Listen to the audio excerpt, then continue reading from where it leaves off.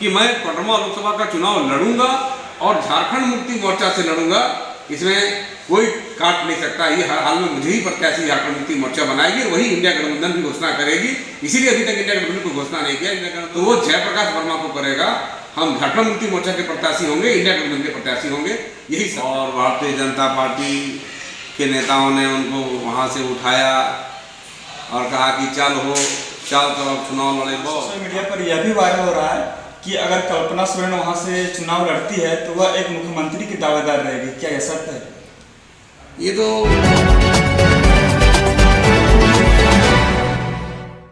नमस्कार, मैं रवि वर्मा और आप देख रहे हैं पब्लिक टॉक। और इस वक्त अभी हमारे साथ मौजूद है गांडे के पूर्व विधायक जयप्रकाश वर्मा जी, जो भारतीय जनता पार्टी से थे, हालांकि अभी झारखंड मुक्ति मोर्चा में शामिल हो गए हैं और कोडरमा लोकसभा से टिकट की दावेदारी कर रहे हैं। तो इन्हीं के साथ आज हम कुछ सवाल करने वाले हैं और हमारे साथ हैं। तो सबसे पहले आपका स्वागत है। जी, आपको भी बहुत धन्यवाद और आपके श्रोताओं को नमस्कार, प्रणाम, जोहार। देखिए, अभी हम लगातार सोशल मीडिया पर देख रहे हैं कि माले पार्टी के जो नेता हैं वह कोडरमा लोकसभा से वहाँ पर चुनाव लड़ने की बात कर रहे हैं और यहाँ पर जिस तरह से वहाँ उलट पुष्टि कर रहे हैं कि हम लोग को टिकट मिल गया, क्या इसमें कितना सच है? ये माले वाले जो बोल रहे हैं टिकट मिला है, तो टिकट मिला है तो हम भी कहते हैं मिला है, पर वो टिकट उनको माले ने दिया है, इंडिया गठबंधन ने नहीं दिया है। वो इंडिया गठबंधन के प्रत्याशी नहीं है, क्योंकि आपने देखा होगा कि इंडिया गठबंधन का कोई आधिकारिक घोषणा आज तक नहीं हुआ है। इंडिया गठबंधन में जो हमारे इंडिया गठबंधन के जो सबसे बड़े चेहरा हैं और गठबंधन के जो संयोजक हैं झारखंड के लिए खासकर, वो हमारे हेमंत सोरेन जी हैं। और हेमंत सोरेन जी के ने अभी तक कोई बयान नहीं दिया है और ऐसी कोई बातें नहीं आई है। और अभी भी इंडिया गठबंधन में जो है बातें चल रही है कि मंथन चल रहा है कि कैसे कैसे चुनाव कहाँ से लड़ाया जाएगा, कौन लड़ेगा, कौन जीतेगा। और एक सबसे बड़ा विषय आप देखे होंगे कि पहले भी शुरुआती दौर में भी राहुल गांधी जी या फिर जेएमएम के बड़े नेताओं ने, हेमंत बाबू ने, तमाम लोगों ने बातों को कहा था कि जिस सीट में जो जीतने वाला होगा, क्योंकि ये चुनाव आसान नहीं है, बड़ा चुनाव है। और जहाँ पर नरेंद्र मोदी जी चैलेंज कर रहे हैं 400 पार, 400 पार, तो ये बहुत कड़ा चुनाव होने वाला है। और कड़ा चुनाव में एक एक प्रत्याशी पर नज़र रख करके जो जीत सकता है हम उसको चुनाव देंगे। और पहले भी आपने देखा होगा कि आपके माध्यम से भी हम देख रहे हैं, जनता के बातों से भी देख रहे हैं कि जनता कोडरमा लोकसभा क्षेत्र में माले को कभी भी समर्थन नहीं दे रही है, माले को नहीं चाह रही है। माले किसी भी परिस्थिति में इस चुनाव को जीत नहीं सकता है।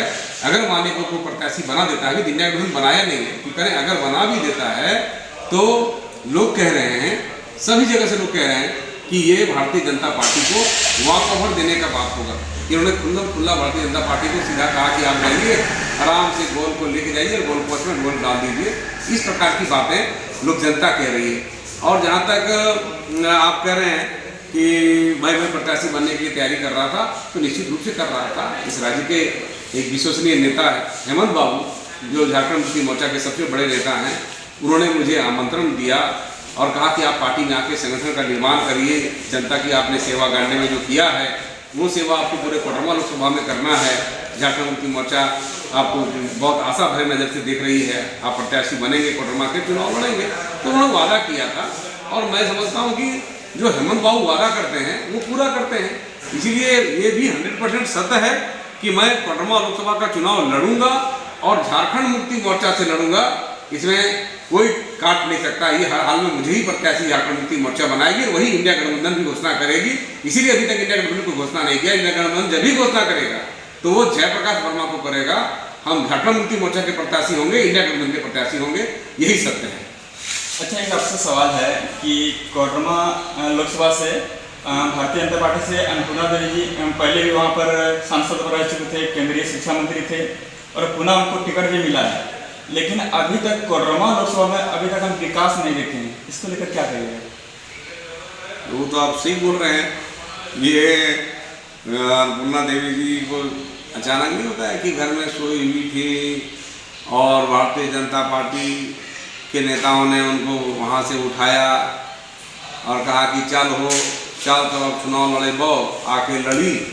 तो उसको कोई मतलब नहीं जनता से है। वो सोचती कि भाई हमको पार्टी ने उठा के टिकट दिया, एमपी बन गए, मंत्री बन गए, यही एमपी मंत्री बन करके दिल्ली में रहना, मौज करना और चेहरा चमकाना, तो इसके अलावा कुछ की ही नहीं है। ये बात तो खुद कह ही रहे हैं, तो बस ये बात सच्चाई है।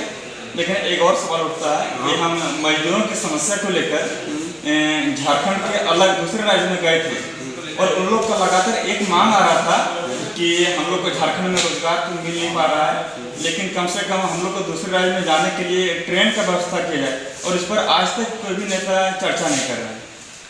हाँ, ये बात सही कह रहे हैं, और हम भी गए थे आप लोगों के बाद। आप लोगों ने उस दिन भी देखा होगा, जबकि हम लोग तो अभी जीते हुए नहीं हैं और हम लोग पार्लियामेंट में नहीं थे, हम लोग पूर्व विधायक हैं। उसके बाद भी आप लोगों के मांग के आधार पर हमने तुरंत अपने लेटर पैड में पत्र लिखा, हम चले गए। ये नहीं कि लेटर पोस्ट में डब्बा में डाल दिया, हम चले गए, तत्कालीन रेल मंत्री से मिला, रेल मंत्री से वार्ता किया कि सूरत से लेकर के गिरिडीह तक या धनबाद जो भी रूट हमारे आते हैं यहाँ पर ट्रेन का परिचालन हो। उन्होंने कहा था कि जयप्रकाश जी, हम लोग इस विषय में चर्चा कर रहे हैं, हमारे पास सूरत में एक्स्ट्रा प्लेटफॉर्म की आवश्यकता है, जो प्लेटफॉर्म नहीं है हम प्लेटफॉर्म का निर्माण कर रहे हैं, निर्माण होते ही इस विषय पर काम करेंगे। तो समझिए हमने बात कही थी। उसके बाद क्या है कि वर्तमान जो इस क्षेत्र के सांसद हैं, जो खासकर मंत्री से लगातार नज़दीकी लगाव होता है, हम लोग तो विधायक थे या पूर्व विधायक थे, तो हम लोगों की बात पर जितना उसने काम किया या नहीं किया बात का विषय है, परंतु हमने कोशिश किया है और बाकी भी आगे भी हम कोशिश करेंगे। अगर कोडरमा की जनता मुझे सांसद बनाती है तो हम लोग अपने रेल मंत्री जो भी हमारे समय में रहेंगे, हम लोग वहाँ बैठ करके जो ये मांग है इस मांग को पूरा करवाएंगे। देखिए, आखिरी सवाल है, अभी गांडे में युग चुनाव होनी है, तो यहाँ पर किस प्रकार की तैयारियां हैं आप लोग की? अभी गांडे में जो उपचुनाव होने वाला है, यहाँ पर भी लोकसभा के साथ उपचुनाव हो रहा है, तो लोकसभा की भी तैयारी है, विधानसभा की भी तैयारी है।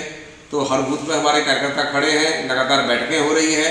जो कहीं कहीं लगता है कि किसी बूथ में परिवर्तन करना है तो उस कार्यकर्ता को बदल भी रहे हैं और ठोस लोगों को खड़ा कर रहे हैं, ताकि बूथ पर हमारे कार्यकर्ता डटेंगे और 100% मत जो है हम लोग के पक्ष में आ सकेगा। सोशल मीडिया पर यह भी वायरल हो रहा है कि अगर कल्पना सोरेन वहाँ से चुनाव लड़ती है तो वह एक मुख्यमंत्री की दावेदार रहेगी, क्या यह सत्य है? ये तो वैसे ही बट नेचुरल है कि जब हेमंत सोरेन जी मुख्यमंत्री थे और उनकी पत्नी चुनाव लड़ने आ रही है, तो उन्हें तो मुख्यमंत्री बने या ना बने, पर पार्टी के लिए, सरकार के लिए बड़ी जिम्मेवारी उनको जरूर होगी, ताकि वो नेतृत्व कर सके। और नेतृत्व करे तो क्या कि जनता उनको चाहती है, राज्य भर की जनता उनको चाहती है। तो राज्य भर की जनता जिसे चाहती है तो स्वाभाविक रूप से जनता की अगर मांग उठेगी कि भाई कल्पना सोरेन जी अब विधायक बन चुकी हैं, इन्हें मुख्यमंत्री बनाया जाए, तो जनता की मांग होगी तो जरूर मुख्यमंत्री के रूप में भी हम लोग उनको देख सकते हैं। जी, बहुत बहुत धन्यवाद। तो जैसा कि अभी हमारे साथ जयप्रकाश वर्मा जी थे और इन्होंने मजदूरों की समस्या को लेकर झारखंड का विकास कैसे हो इस पर चर्चा की है, और यह लगातार बोलते भी आ रहे हैं कि कोडरमा लोकसभा में एक अच्छे नेता की जरूरत है, तभी कोडरमा लोकसभा का विकास होंगे। तो चलिए, आज की वीडियो इतना ही, फिर मिलेंगे एक नई खबर के साथ।